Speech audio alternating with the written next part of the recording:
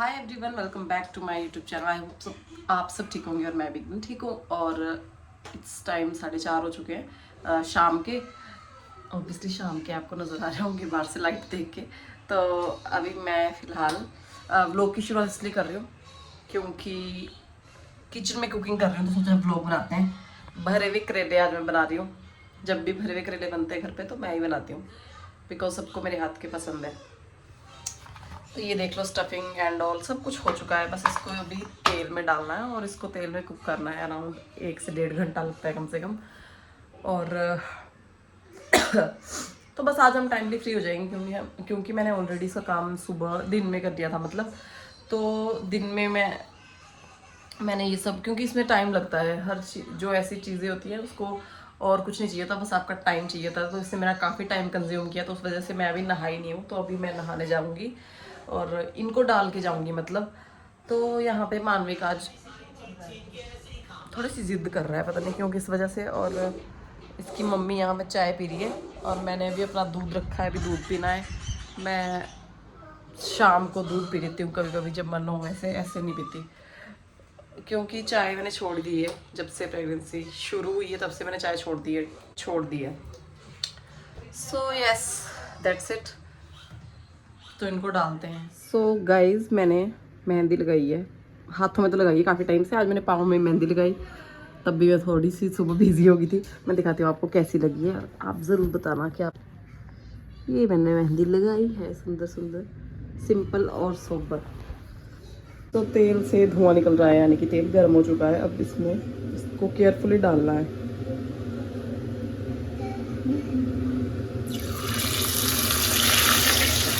थोड़ा पीछे हो जाना है कुछ।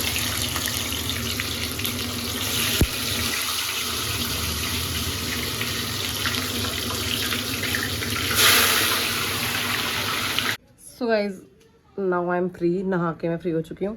और नहाने के बाद झाड़ू कौन लगाता है, मुझे लगाना पड़ रहा है। उसका रीज़न ये है कि मेरे ना रूम पे चींटियाँ दिखाई दी मुझे। तो वो चींटियाँ कब मेरे बेड पे चढ़ के मेरी गर्दन को नोच ले, तो उससे पहले मुझे झाड़ू लगाना पड़ेगा। तो उसके बाद मैं जाऊँगी छत पे। हम थोड़ी देर रोज़ शाम को छत पे जाते हैं क्योंकि खाना वगैरह हो गया है, बना ही दिया है मतलब ऑलमोस्ट। बस चपातियाँ बननी है, वो तो खाते समय बनेंगी। तो फिलहाल झाड़ू लगा देते हैं, रूम को साफ़ करके क्लीन करके फिर ऊपर को चढ़ते हैं। और आज मैं थोड़ा सा आपको आगे व्लॉग में अपने फर्स्ट ट्राइमेस्टर के बारे में बताऊंगी। वो क्यों बताऊंगी उसका भी मैं रीज़न बताऊंगी, ठीक है? ओके। सो गाइज, मैंने कहा था कि मैं छत पे जाके आप आगे का व्लॉग कंटिन्यू करूंगी, लेकिन बाहर इतनी ज़्यादा गर्मी की हिम्मत नहीं हो रही है। इवन मैंने अंदर अभी सिर्फ सफाई की और यहाँ पे मैं पूरी दोबारा से भीगी। नहा के मतलब कोई फ़ायदा नहीं होता यहाँ पे। तो मैंने सोचा कि चलो अभी यहीं पे मैं आपके साथ वो चीज़ शेयर करती हूँ। और मैं शेयर इसलिए कर रही हूँ because one of my friend asked me, she want to know actually कि how did I go through my first trimester. तो मेरे को था कि चलो ब्लॉग के थ्रू बताते हैं, क्योंकि मुझे तो एक इंसान का क्वेश्चन भी मैटर करता है। स्पेशली वो मेरी स्पेशल दोस्त है, उसका नाम है किरण सैनी। तो this blog is for you. तो मैं तेरे को बताती हूँ कि कैसे, तेरे को मतलब मैं आप सभी को बताती हूँ कि क्या रहा मेरा फर्स्ट ट्राइमेस्टर का एक्सपीरियंस। सो फर्स्ट ट्राइमेस्टर मतलब पहले 3 महीने, उसमें फर्स्ट महीने का तो कुछ पता नहीं होता किसी को। वो तो नॉर्मल महीने की तरह, आप जैसे हर मंथ आपका होता है एक नॉर्मल औरत का, वैसा ही होता है। तो मुझे कोई आइडिया नहीं था। लेकिन when I enter to second month तो क्या हुआ कि जब आपके डेज थोड़े ओवर होते हैं, नाउ यू नो क्या बोलने जा रही हूँ। मुझसे वो चीज़ अब मैं अभी डिटेल में नहीं बताऊँगी आपको, ये चीज़ आपको पता ही है मतलब, इसलिए। तो जब भी जैसे ही वो डेज बढ़ने लगते हैं सेकेंड मंथ में, तो 5-7 दिन मतलब 10 दिन मुझे कुछ नहीं हुआ। लेकिन आफ्टर 10 डेज सबका ये रिएक्शन था, मेरी सास का, मेरी बहन का, कि तू ठीक है 10 दिन क्योंकि नॉर्मल निकले। तो ऐसा था कि तुझे कुछ नहीं होगा। तो सबसे मेन जो नोज़िया होता है और वॉमिटिंग, ये चीज़ें नहीं होगी। मतलब कईयों को नहीं होती, कईयों की प्रेगनेंसी बड़ी सिंपल रहती है, उनको पता ही नहीं होता कि वो प्रेग्नेंट भी है। और मुझे भी 10 दिन तक कुछ पता नहीं था कि कुछ ऐसा है। बट जो 10 दिन के बाद मेरे साथ हुआ, गॉड। तो ये जहाँ तक मुझे पता है ये इनहेरिटेड चीज़ें होती है। अगर आपकी मदर के साथ, मतलब ये जीन्स में भी चीज़ें होती है कि अगर आपकी मदर के साथ ऐसा हुआ है तो आपके साथ भी होगा।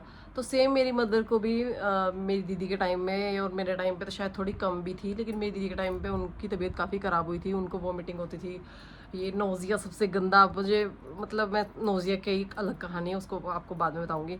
तो जो वॉमिटिंग वगैरह है, तबीयत ख़राब होना, ये सब मम्मी को होता था, तो नेचुरली दीदी को भी हुआ था। और दीदी को तो शायद जल्दी हो गया था, जब मानवी कंसीव हो तो उसके 4 दिन बाद ही। लेकिन मुझे ऐसा 10 दिन तक कुछ भी नहीं हुआ, तो 10 दिन मुझे लगा कि शायद मेरे साथ ऐसा होगा ही नहीं, तो आई वॉज वेरी हैप्पी। लेकिन जब दिन बढ़ते गए और मेरी हालत इतनी खस्ता होगी कि वो फेस बड़ा ही गंदा था यार। मतलब पहले तो आपको यही चीज़ बिलीव करने को टफ हो जाती है कि ऐसा कुछ आपकी लाइफ में हो रहा है, ऊपर से वो कॉम्प्लिकेशंस, वो बहुत टफ हो जाती है डील करना। तो फिर किया मैंने डील। और अभी मैं ना साथ में अपना काम भी कर रही थी, प्रैक्टिकल का कुछ काम रह गया, तो मैं सोचती थी उसको भी करूँगी। तो पहले बता देती हूँ उसके बारे में। हाँ, तो सुना ही था कि नोज़िया, वॉमिटिंग, मूड स्विंग्स, ये सब होता है। तो मैं को लगा ठीक है, वॉमिटिंग होती है, उल्टियाँ जो होती है उसी को वॉमिटिंग, वैसी वॉमिटिंग।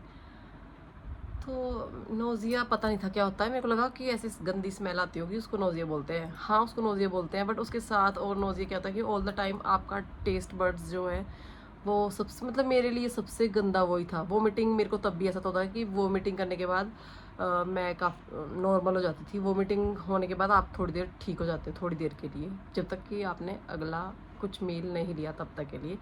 लेकिन जब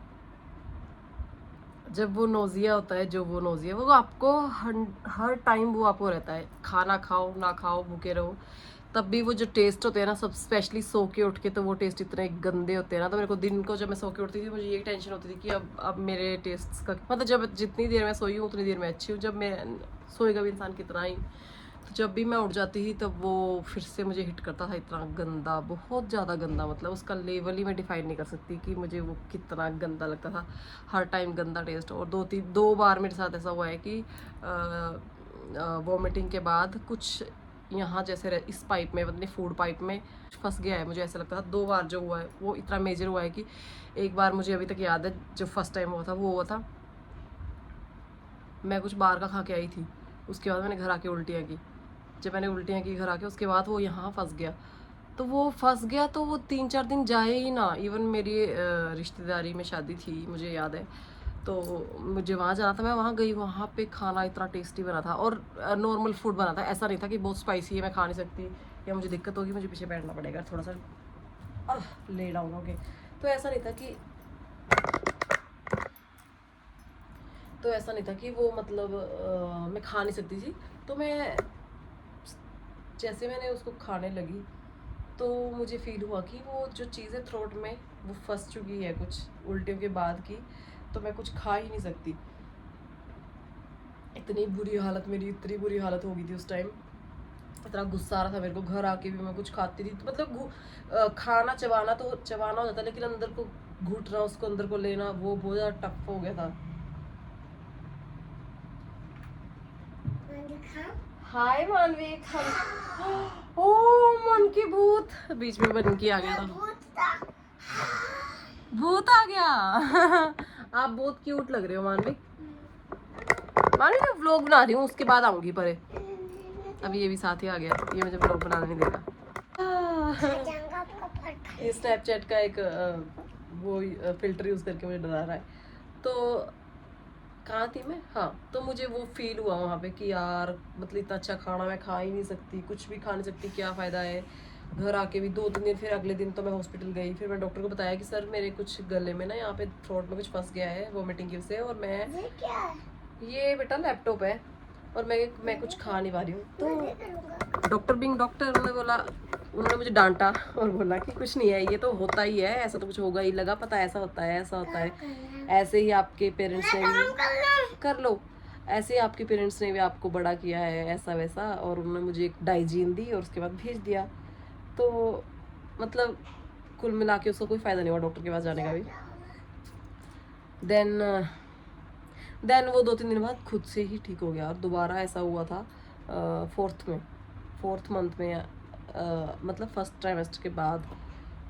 तो हाँ, ये 2-3 चीज़ें मुझे याद थी जो बहुत टफ़ रही है मेरे लिए। जो नोज़िया तो सबसे टफ़ रहा है, और वो मतलब भगवान करे किसी को भी प्रेगनेंसी हो तो ये चीज़ें ना डील करनी पड़े, बट इसका कुछ नहीं कर सकते, जिनको होता है उनको होता ही है।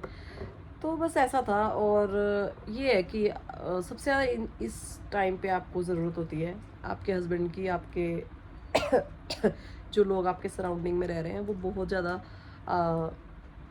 आपके साथ कैसे किस तरह से रह रहे हैं, कौन उनका क्या कंट्रीब्यूशन है। और मतलब मैं टच वुड मैं बताऊँ तो मेरे साथ बहुत अच्छा रहा ये एक्सपीरियंस, क्योंकि बेटर कर दिया मेरी फैमिली ने, बिकॉज मेरी सिस्टर थी यहाँ पे, ओब्वियसली मेरे साथ है, तो शी वॉज ऑलवेज देयर। जो मुझे चाहिए था, मतलब रेस्ट चाहिए था सबसे ज़्यादा, तो रेस्ट तो मुझे मिला ही, क्योंकि मेरे पास कोई काम करने को था ही नहीं। And my husband obviously. और अब मैं आपको बताऊंगी मेरी मुख्य घटना, हाँ, the most difficult part after nausea. मैं अपने मायके गई थी, मुझे भी याद है। मैं सुबह बस में आई तो वहाँ पे ना थोड़ा सा ठंडा मौसम था उस टाइम, तो मुझे आते आते थोड़ा सा जुकाम हो गया। तो मुझे लगा नॉर्मल सा जुकाम है, कोई बात नहीं। उसके बाद मैं कॉलेज गई, और कॉलेज से जब मैं काम कर रहे हो कर लो, मतलब मैं वहाँ से आते ही कॉलेज भी चली गई। मतलब मैं ठीक थी, थोड़ा बहुत मुझे ऐसे लग रहा था कि शायद फीवर आ रहा है मुझे, लेकिन ऐसा मतलब मुझे ऐसा नहीं था कि कुछ इतना खतरनाक होने वाला है। लोग ना मुझे ब्लॉग कंटिन्यू नहीं करने दे रहे हैं, आए हुए रूम पे। दफा हो जाओ यहाँ से, मानविक बाय, निकलो यहाँ से मेरा पिल्लो लेके।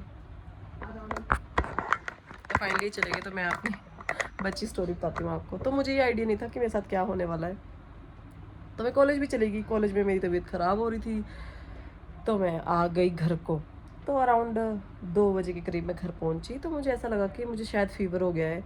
तो मैं कि चलो नॉर्मल फीवर, शायद ठंड की वजह से, जुकाम की वजह से मुझे फ़ील हो रहा है कि शायद टेम्परेचर नहीं होगा उतना। लेकिन मैं जैसे जैसे 2 के बाद 3 बजे 4 बजे मेरी हालत इतनी ख़राब होती गई, मुझे इतना फ़ीवर आ गया, इतना ज़्यादा फ़ीवर आ गया कि मतलब मेरे को कोई होश ही नहीं। और फीवर तो मैं सह भी देती, सबसे डिफ़िकल्ट था पेन, जो कि मेरे को हेड एक्स शुरू होगी, और मेरी कमर में बैक पेन इतनी ज़्यादा, मतलब उसका लेवल मैं डिफाइन ही नहीं कर सकती। मुझे कभी ज़िंदगी में इतनी दर्द नहीं हुई होगी जितनी मुझे उस दिन वो दर्द हुई, सिर दर्द और कमर दर्द। मुझे समझ नहीं आ रहा कितनी दर्द क्यों है। तो शाम को मेरे हस्बैंड, मैंने उनको फ़ोन किया 4-5 बजे कि मैं बिल्कुल भी रेस्ट नहीं कर पा रही हूँ। मैं सुबह से आई हूँ, घर से कॉलेज गई हूँ, और अब मैं सोच रही थी कि थोड़ी देर मुझे नींद आ जाए, बट मुझे नींद नहीं आ रही, क्योंकि मुझे पेन इतनी है। बुखार से मुझे कोई दिक्कत नहीं थी, चलो ठीक है बुखार आ गया है कोई बात नहीं, लेकिन जो दर्द थी वो मतलब बिल्कुल ही इंटॉलरेंट हो रही थी, मेरे से नहीं सहन हो रही थी। तो मैं अपने हस्बैंड को फ़ोन करके बोला कि मुझे दवाई लेके आ जाना। तो वो मुझे दवाई ऑब्वियसली मैं खा नहीं सकती थी, कोई भी दवाई लेके नहीं आ सकते। तो मैंने सोचा चलो शाम का वक्त है, अब कहाँ जा सकते हैं हॉस्पिटल इस टाइम, क्या बुखार ही तो है, ठीक हो जाएगा, शायद दर्द भी ठीक हो जाए। लेकिन मुझे नहीं था पता कि वो ठीक होगी ही नहीं ऐसे, मतलब वेट करने से मेरे। तो शाम का वक्त हो गया, 6 बजे वो ड्यूटी से भी आ गए, तो वो मुझे देख रहे तड़पते हुए। मैं बोल रही हूँ कि मेरा सिर, कोई सिर मार दो मेरा दीवार पे ही, पर इसको सिर दर्द को मेरे कोई ठीक कर दो। तो मैं सिर पीट रही हूँ अपना। और सबसे बड़ी दिक्कत है, आप प्रेगनेंसी में कोई भी ऐसे रैंडम दवाई उठा के नहीं खा सकते। तो मैंने नहीं खाई, और मेरे हस्बैंड की कॉल आ रही है, रुको। तो उसके बाद मेरे को लगा कि ठीक हो जाएगा, ठीक हो जाएगा। तो मैंने कुछ खा भी नहीं पा रही थी, इतनी दर्द थी मुझे। तो 9 बज गए, 10 बज गए, तब मेरे हस्बैंड को लगा कि ये तो ठीक ही नहीं हो पा रहा है, इवन ये सारी रात ही तड़पती रहेगी ऐसे। तो 11 बजे के करीब मेरे को हॉस्पिटल लेके गए, और हॉस्पिटल जैसे ही मैं पहुंची तो उन्होंने मुझे फटाफट से ड्रिप लगा दी। फर्स्ट टाइम मुझे लाइफ में ड्रिप लगी, ये मेरा प्रेगनेंसी का एक्सपीरियंस है। तो ड्रिप लगा दी, और मतलब मुझे इतनी पेन थी ना, मुझे ड्रिप का भी पता नहीं चला कि ड्रिप कब लगी, कैसे लगी, कोई पता ही नहीं है। मतलब इतनी तकलीफ़ में थी मैं उस टाइम। और ड्रिप के बाद उन्होंने 3-4 मुझे एंटीबायोटिक्स इंजेक्शंस चढ़ा दिए। डॉक्टर आए, फिर डॉक्टर ने देखा कि फ़ीवर बहुत ज़्यादा है, और फीवर नहीं होना चाहिए प्रेगनेंसी में, स्पेशली क्या पूरी प्रेगनेंसी में आपको फ़ीवर नहीं होना चाहिए। आपको अपना बहुत ख्याल रखना पड़ता है, क्योंकि फ़ीवर बच्चे के लिए बहुत ज़्यादा ख़तरनाक होता है। टेम्परेचर नहीं बॉडी का इंक्रीज़ या डिक्रीज़ होना चाहिए। तो तो सच बताऊँ, उसके बाद 1:30 बजे मुझे वहाँ से उन्होंने फ्री किया, मैं घर आई। और मुझे सबसे बड़ी दिक्कत थी कि मेरा दर्द उस टाइम भी कम नहीं हुआ था। 2 बजे, डेढ़ 2 बजे मैं घर आई, मुझे याद है कि 2:30 बजे मेरा थोड़ा-सा फ़ीवर उतरा, जो उन्होंने दवाई चलाई थी उसकी वजह से, और वैसे ही पौने 3 बजे, यानी कि विदिन 15 मिनट्स मुझे दोबारा से फ़ीवर चढ़ गया और मैं फिर तड़पने लगी। मैं तो पूरी रात सो ही नहीं पाई। 5 बजे, 6 बजे मैं वेट कर रही थी 10 बजे का, क्योंकि 10 बजे डॉक्टर आते हैं। तो मुझे फिर से जाना था इंजेक्शंस के लिए। ऑब्वियसली ड्रिप तो हाथ में उन्होंने लगाई दी थी, तो मेरे को कंटिन्यू इंजेक्शन लगने थे जब तक मेरा फीवर ना उतरे। तो उस टाइम मेरे को पैरासीटामोल जो डोलो होती है वो डॉक्टर ने 5 टाइम कर दी, क्योंकि मेरा बुखार ही टूट नहीं रहा था। अगले दिन भी मेरा बुखार नहीं टूटा, मुझे याद है। बुखार टूट रहा था, एकदम से बुखार चढ़ रहा था। तो उस पेन से मुझे नेक्स्ट डे 10 बजे के बाद जब उनको दोबारा से बताया कि सर मेरे को पेन में कोई भी रिलीफ नहीं है, मैं पूरी रात सो नहीं पाई हूँ, मुझे बहुत ज़्यादा दिक्कत है। तो डॉक्टर ने देखा कि बुखार की वजह से दिक्कत आ रही है, बुखार उतर ही नहीं रहा था, जैसे उतर रहा था वैसे चढ़ रहा था। तो फिर उन्होंने मुझे दोबारा से इंजेक्शन वगैरह दिए। फिर 6 दिन तक मुझे लगातार 2 टाइम इंजेक्शन लगते थे, 3-4 घंटे, शाम और सुबह को मुझे हॉस्पिटल में रहना पड़ता था। तो वैसे वो मुझे एडमिट करने को बोल रहे थे, लेकिन मेरा घर पास में ही है, तो उस वजह से मेरे को नहीं, मैंने खुद मना की कि मैं यहाँ नहीं रह सकती, क्योंकि हॉस्पिटल्स की स्मेल, इवन वहाँ पे बंदा रह के और बीमार हो जाता है। तो मैंने उनको, डॉक्टर को प्लीज़ किया कि प्लीज़ मैं दोनों टाइम आ जाया करूँगी टाइमली, जब भी आप बुलाओगे, लेकिन मैं घर पे, मैं उधर नहीं रह सकती, मैं अपने घर से आ जाया करूँगी। तो ऑब्वियसली ड्रिप के साथ मुश्किल होता है घर पे भी, हर टाइम मेरे को हाथ का ध्यान रखना पड़ता था, और मतलब बहुत टफ था सच बताऊँ। तो बस ये मेरा एक्सपीरियंस था फर्स्ट ट्राइमेस्टर का, जो मैंने आपके साथ शेयर किया। और ऐसे ही है जब आप कोई भी, हमने भी शायद अपने पेरेंट्स को काफ़ी तकलीफ़ें दी हैं, तो अब वो टाइम हमारा है तकलीफ़ें झेलने का। तो ठीक है, कुछ ना कुछ पाने के लिए कुछ ना कुछ खोना पड़ता है। तो उस टाइम मेरी हेल्थ जो डाउन हुई ना, उसके बाद मेरा वेट ही इंक्रीज़ नहीं हुआ। तो अभी तक मेरा वेट मतलब hardly, right now I am around 57 या 56 था लास्ट टाइम। तो मैं अभी आईडी से बोल रही हूँ कि 57 हो गया होगा। तो इतना ही, मेरा वेट ही इंक्रीज़ नहीं हुआ। तो उस टाइम डॉक्टर ने कहा था कि दोबारा बुखार नहीं आना चाहिए। अगर आपको बुखार कंटिन्यू होता है तो उसकी वजह से आपका बच्चा, क्योंकि वो तो उस टाइम 3rd मंथ था, तो बच्चा तो बेबी की ग्रोथ क्या होती है, वो अभी एक सैक होता है, तो दैट वाज डिफिकल्ट। क्यों नहीं लोगे? गिर गया आप इससे? बच गया ना। ये सोच रहा था कि जितनी, अब ये मेरे को पिल्लो वापस कर गया, क्योंकि ये गिरा होगा उस पे पक्का ही। आज के बाद मुझसे बात मत करना। मुझसे बात मत करना। ओके बेटा जाओ, मैंने आपको बुलाया भी नहीं था। चलो। तो दिस वाज द स्टोरी कि उसके बाद हाँ, तो उस टाइम बुखार इसलिए आया क्योंकि वो बच्चा खराब हो जाता है। मतलब मेरे डॉक्टर बहुत अच्छे हैं, ही इज़ नाइस, मतलब वो कभी मुझे डराते नहीं हैं। उन्होंने मुझे उस टाइम भी कुछ ऐसा नहीं कहा था। मतलब ये चीज़ें उन्होंने मेरे हस्बैंड को कही थी, जो उन्होंने मेरे को बाद में बताई। तो बस ये था, this is the story. I hope आपको मेरा ब्लॉग अच्छा लगा होगा। इसके बाद अब मुझे क्योंकि काम करना है तो ब्लॉग कंटिन्यू नहीं कर पाऊँगी। तो दिस इज़ इट। मिलते हैं आपसे जल्दी अगले व्लॉग में। अगर अगले व्लॉग में भी आपको कुछ और जानना है तो वो चीज़ भी आप कमेंट कर सकते हैं, जैसे मेरी फ्रेंड ने मेरे को पूछा, वैसे आप लोग भी पूछ सकते हैं जो मेरे दर्शक हैं। तो I will definitely share if that is in my hand. तो दिस इज़ इट। मिलते हैं जल्दी आपसे नेक्स्ट व्लॉग में। तब तक के लिए आप अपना ध्यान रखिए, मैं भी अपना ध्यान रखती हूँ, क्योंकि मेरा जो ये फेस है अपना ध्यान रखने वाला, वो बहुत स्पेशल भी है और इम्पोर्टेंट भी है। Okay then, bye.